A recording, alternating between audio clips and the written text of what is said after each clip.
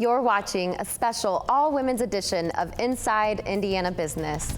I'm guest host Lauren Peterson, Vice President of Stakeholder Engagement at TechPoint, Indiana's nonprofit tech sector accelerator.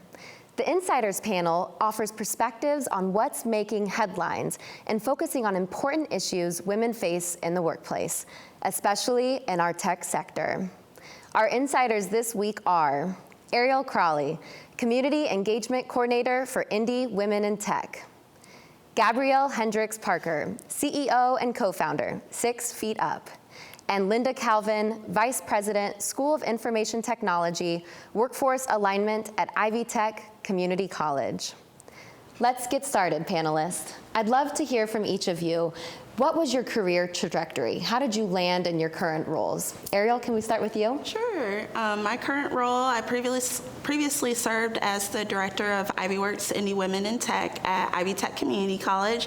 Enjoyed the role and helping the program grow, and just saw a position come available at Indie Women in Tech and decided I wanted to help make the program more broader. And it's been great ever since. That's wonderful. So you're a byproduct Yes. of the program. Really, that's fantastic. Linda, to you. I am 20 years in industry, and it just so happens that I worked at Stanley Black & Decker as global IT leader in digital and security business. I spent 20 years at Dow, and one day I saw the position at Ivy Tech, a VP of IT, and at first I wasn't interested because I thought, oh, I don't want to be VP of SAP or putting laptops on desks. But then I read about the position, and I was fascinated. So I have a great job. I love it every day. And so I'm just really excited to be here and to be talking about it. That's wonderful. And Gabrielle, to you.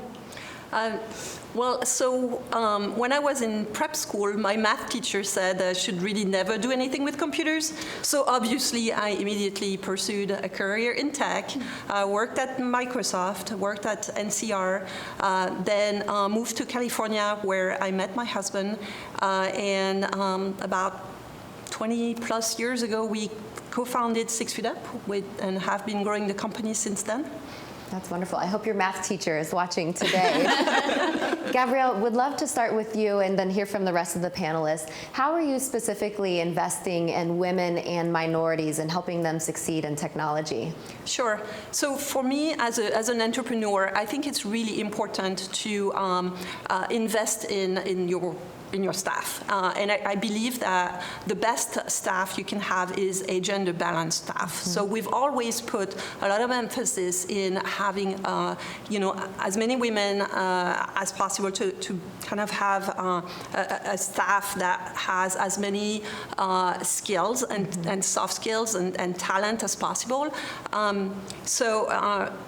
Really focusing on when receiving resumes, looking at data first, not jumping into the resume, not looking at who sent the resume, but really asking job seekers to send, actually go through a personality assessment first, so that we can see the data first, and then only look at the resume once we have an idea of whether that person is going to be a good fit or not. I think that is really important, because if your first inclination is to look at someone's background, you may be everybody is biased, and so you might be following your own biases. So I do believe this is really important. Yeah, Linda, how are you helping women and minorities succeed in technology? Well, we have a number of programs and initiatives we're running at Ivy Tech, but I think the first thing we have to do is, a lot of organizations now want to have a diverse talent pipeline, but in order to do that, you have to think about, and I love what you said about differences, you have to think about it differently. It's not always the technical background. So, at Ivy Tech, we have a majority minority campuses in our systems, and we have a lot of people of color in our programs, and so I encourage, through meeting with employers, to think differently about their talent pipeline, not to just focus on the 4-year, the traditional, but also to look at us and look at the skills we are building for our students. But the other thing is being visible, right? When you can see us, you can be us. And so going out and being visible to students, to K-12, and speaking, I hope to attract a lot more people to say, you can look up and you can see her, I can do this too. And then finally, it's really working with community-based organizations. So working with InnoPower as an example. We have Indie Women in Tech. We're looking at, formed a Black Tech Thought Leader Network, talking with Indiana Latino Institute and the Latino Collective, but really searching for ways to engage with community, to create partnerships to say, hey, we can help build talent pipelines, but we want to collaborate with you and bring tech to life for them. Yeah, those are great tangible examples. Ariel, what about you? I would say that we work on making sure that we're eliminating those barriers that keep women from thinking that tech isn't available for them.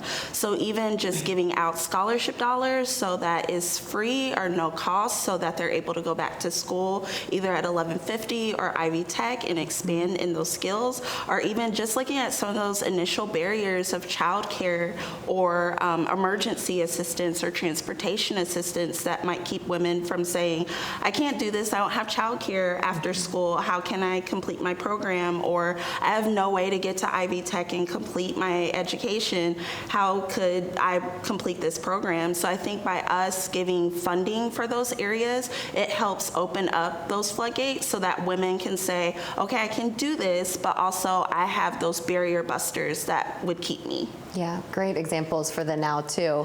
Pivoting as we think about the next generation, I would love to hear from each of you how your organizations currently are working to pay forward and pave the path for the next generation of women and minorities to be successful in technology. I would say for us, it's really looking at those early years. So elementary school, middle school, high school. For each one of those categories, we do have programming. We have T for our elementary students, which is hands-on activities for them to complete so they really get an idea of what is STEM. And it's not some big pie in the sky thing. It could be simple as a Lego experiment. And then also doing our Ignite Your Superpower event that we've hosted for the past 4 years. We've had over 2,000 Central Indiana girls participate where they get hands-on experience with learning about STEM, but also being able to be on a college campus. And then lastly, I would say is pathways for high school students where they can compete in a reverse job fair and ask those employers, what do you need from us in order to jump into tech? Yeah, and am I correct, over $1 million invested by Indie Women in Tech into those organizations and partners? Correct. That's fantastic. Thank you. Linda, what about you?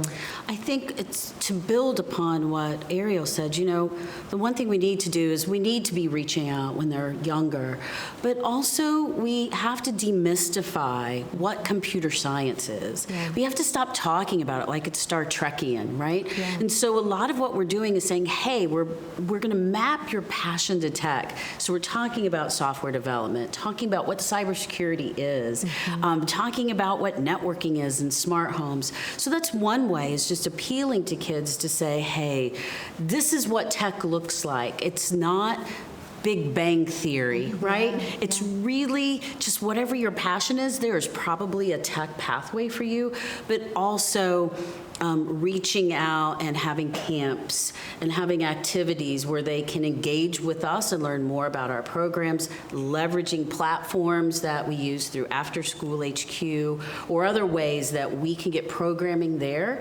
so kids can see, hey, I want to do a really cool tech thing, right? That's fantastic. Gabrielle, we have just a few seconds left. Anything that you would like to add?